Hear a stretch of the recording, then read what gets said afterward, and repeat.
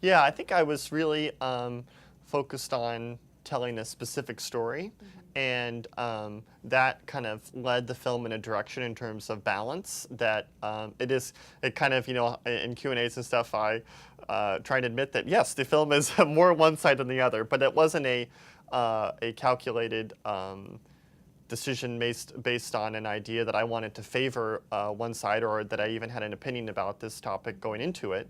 And people ask me, well, what do you feel about this law? And I say, well, my opinion is represented in the film. Here is, one aspect of it, and here's maybe another aspect of it. And certainly there's more side than this side, but it's not because I favor the side, it's because that's a story I felt needed to be told.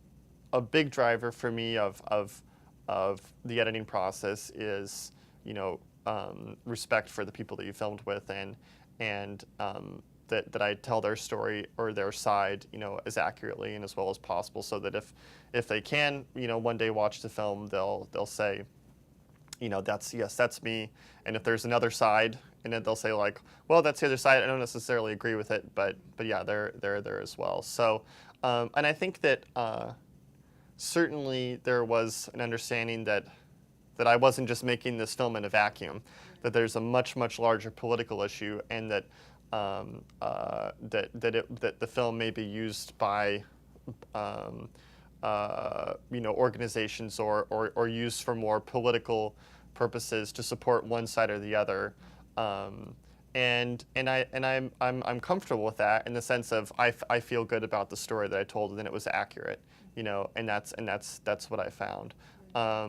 And I also think that was one of the reasons I wanted to make the film, was because I felt that was needed in this larger conversation, that people were talking about assisted suicide or death with dignity, or whatever you want to call it, in terms and with information that was frequently removed from actual experience. And so I feel like, as a documentary filmmaker, we have the opportunity to help illuminate that discussion through the films that we make. So I think that was part of it as well.